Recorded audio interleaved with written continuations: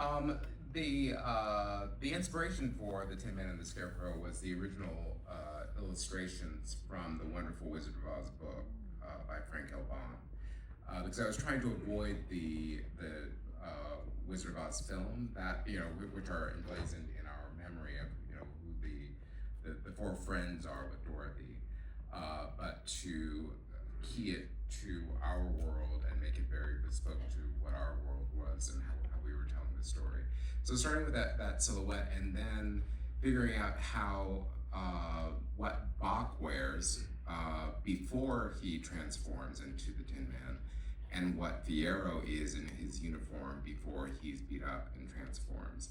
So if you look very closely, you'll see stylistically what I was doing with the decoration. I mean, in the decoration, we did a lot of research and development in figuring out what are the props in the room where Boq does his transformation. What are those silver and tin pieces that we can make use of? The different elements, like Francis was talking about the jugs in his ears. There was actually a jug that had that in, that was sitting on a shelf that then transformed into that part of his body. So it was making sense. You can see in the film, he's got a whole picture that is his lower arm.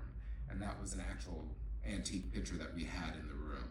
So it was, and throughout, making sure that we were connecting the dots on all the different, just the folklore that was around the space.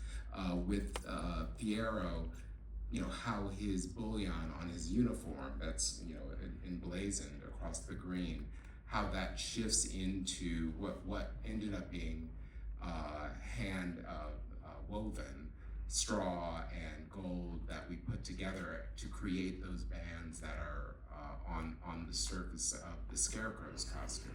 So that, again, we're going from a uniform into something that is reflective of the Scarecrow, but is still tied to who Fiyero is. So, I was always trying to make sense of how do we correlate one to the other.